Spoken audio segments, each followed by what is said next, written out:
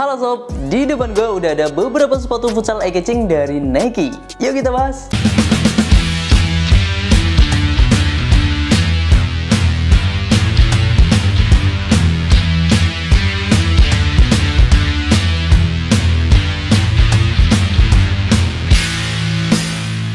Oke, jadi ini adalah Made Brilliant Spec, paketan dari Nike yang dipersiapkan untuk dua pagelaran akbar yang berlangsung di Eropa dan juga di Amerika. Dimana dari segi colorway ini sungguh menggoda. Perpaduan antara warna pink dengan warna hitamnya kelihatan on point. Nah, di sini kita punya dua silo dari tiga silo yang sebenarnya tersedia di paketan ini. Yaitu yang pertama adalah Mercurial, ini duet mount antara si Superfly dan juga di Vapor, dan tambahan dari si Phantom. Untuk yang absen di paketan kali ini kebetulan belum datang, itu adalah di Phantom Luna dan juga di Tiempo. Nanti kalau udah datang bakal kita update kok. Dan langsung aja kita bahas mulai dari si Mercurial Superfly 9. Generasi ke-9 dari lini Superfly ini masih mengandalkan Dynamic Fit Collar. Ya, ini adalah fitur unggulan yang mana selalu tersemat di Superfly, dimana ini akan memberikan stabilitas di pergelangan kaki kita, ibaratnya kayak sabuk pengaman kalau di mobil sport. Nah, untuk di bagian talinya juga udah disupport dengan baik. Di sini dari segi desain juga memang kelihatan wah banget ya. Untuk perpaduannya ini dia memadukan antara warna pink foam dengan black ya. Jadi di detailingnya itu ada warna hitam di swoosh, di tulisan Nike Skin, di Air Zoom, dan di beberapa titik lainnya seperti di Mercurialnya juga. Nah, untuk warna di bagian atasnya dia itu seperti memadukan antara warna pink dengan warna putih. Dan untuk warna yang lebih pekatnya itu ada di bagian bawahnya. Untuk tekstur di bagian uppernya ini juga jempolan ya. Dia pakai material sintetis dengan label Nike Skin. Dan sintetisnya itu bener-bener yang se-soft gitu. Jadi gue suka banget dengan apa yang ditawarkan oleh si Superfly 9 ini. Yang lagi gue bahas ini adalah di grade akademinya. Jadi untuk di grade ini itu sudah tersemat midsole dan juga teknologi lainnya seperti si Air Zoom-nya ini. Sebenarnya untuk Air Zoom-nya itu juga mirip dengan si midsole-nya, cuma ada sedikit tambahan bantalan aja. Dan untuk bantalannya itu nanti tersemat di bagian tumit kaki kita. Dan untuk di insole-nya sendiri ini juga menurut gue pribadi tergolong cukup tebal untuk kelas akademi. Untuk bagian atasnya dia pakai tekstil dan jeroannya sendiri ini gue suka banget karena dia terbilang cukup lembut ya. Dan untuk di bagian belakangnya itu ada semacam paddingnya. Jadi gue sih merasa bahwa sepatu ini enak banget feel-nya. Dan untuk shape-nya sendiri memang sebagai sepatu speed, si Nike Mercurial Superfly 9 ini punya bentuk yang lebih ramping dibandingkan dengan misalnya si Tiempo ataupun si Phantom. Jadi gue lebih saranin buat lu upsize tengah atau satu size dari biasanya. Dan ketika gue coba, gue biasanya pakai di size 40,5 dan gue cobain di size 41 itu lebih enak, lebih nyaman. Ada beberapa titik tekanan di bagian belakang tapi masih enak banget. Terus di bagian tengahnya juga feel-nya lebih berasa nyaman. Dan untuk di bagian depannya ini lebih bebas. Walaupun memang kalau dinaikin pasti resikonya adalah ada space di bagian ujung depan. Tapi menurut gue masih aman banget kok. Dari midsole airnya juga nyaman dan outsole-nya dia gripnya juga udah maksimal banget. Ini much better daripada si Lunar Gato menurut gue pribadi ya. Dan untuk para flank cocok banget nih sepatu. Untuk bobotnya sendiri itu di size 41 ada di angka 242 gram. Sedangkan dari harganya itu dari retail di 1429 jadi 1.212.000 aja. Sekarang kita lanjut ke Mercurial Zoom Vapor 15 yang akademi. Nah, perbedaan dari si Vapor dengan Superfly sebenarnya hanya ada pada lacing sistemnya. Kalau si Superfly ngandelin si kolarnya, untuk si Vapor ini dia ngandelin dari fleksibilitas tangnya. Ini untuk di bagian lidahnya sendiri itu cukup tipis karena dia pakai material sintetis. Terus di sini itu sebenarnya di bagian bawahnya itu menyatu dengan bagian upper ya, tapi kalau di bagian atasnya sendiri ini lebih bebas. Dan untuk di talinya dia sama, desainnya juga sama, materialnya juga sama. Jadi untuk di midsole dan juga outsole-nya pun juga sama.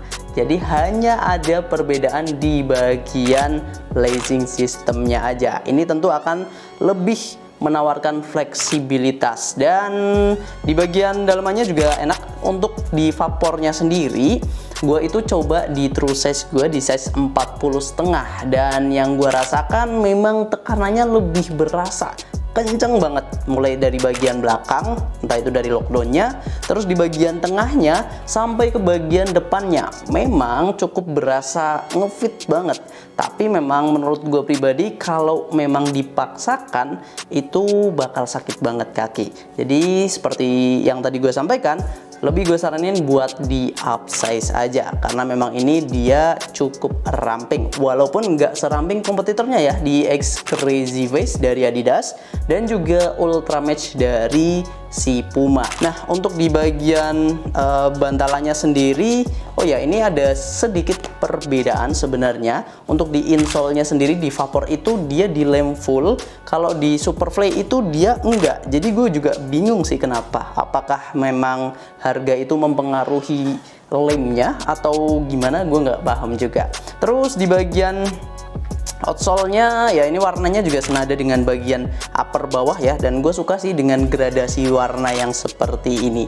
Dan by the way, untuk seri ataupun silo Mercurial itu juga Nike udah spill tipis-tipis ya untuk generasi lanjutannya. Kayaknya sih Superfly 10 dan juga Vapor 16 yang bakal dirilis di summer nanti. Tapi ya kita tunggu aja lah, mereka masih main petak umpet lah dari si Nike-nya. Dan itu dia untuk di Vapor 15 Academy. Sepatu ini itu dia punya bobot yang lebih ringan daripada si Superfly, dimana di size 41 bobotnya sekitar 230 alias sekitar 12 gram lebih ringan. Dan untuk harganya sendiri, ini dari harga retail di 1.279 cuma jadi 1.085.000 aja. Masih cukup recommended. Last but not least, Phantom GX2 Academy. Nah, sepatu ini itu punya shape yang cukup bongsor. Jadi memang benar-benar yang selebar dan juga setebal itulah. Di bagian uppernya itu doi ini masih menyematkan grippy tekstur di area bagian dalam. Nggak cuma dalam sih sebenarnya, sampai ke bagian luar. Cuma kalau bagian luarnya ini dia lebih minimalis saja. Terus untuk di lazy systemnya dibuat asimetris sehingga menciptakan ruang yang lebih di area bagian dalam, terutama di grippy teksturnya ini. Dan untuk warnanya sendiri ini lebih pekat, jadi memang kebalikannya dari si Mercurial tadi. Kalau di Mercurial tadi kan warnanya warna pink yang lebih pekatnya itu hanya sebagian aja ya. Nah, untuk yang di Phantom ini justru malah mendominasi bagian uppernya, terutama di bagian depan sampai ke bagian ya hampir sepertiga uppernya. Kalau di bagian belakangnya dia punya warna yang sedikit berbeda. Jadi ini lebih ke warna midsole-nya gitu ya. Dan untuk di bagian swoosh-nya atau detailingnya, gue suka dengan efek dari yang ditimbulkan di Phantom ini sih, karena lebih kerasa premium gitu. Nah, sebagaimana yang kita ketahui kalau di grade tertingginya yaitu di grade Elite itu dia kan ada semacam efek diamondnya gitu ya. Nah, ini sedikit disematkan di grade Academy-nya. Terus di bagian belakang di sini ada plat nomornya lah ya, tulisan Phantom GX. Dan untuk uppernya itu memang berlapis Nike skin, itu adalah sintetis brandingan dari si Nike-nya. Dan menurut gue ini juga salah satu yang oke juga sih.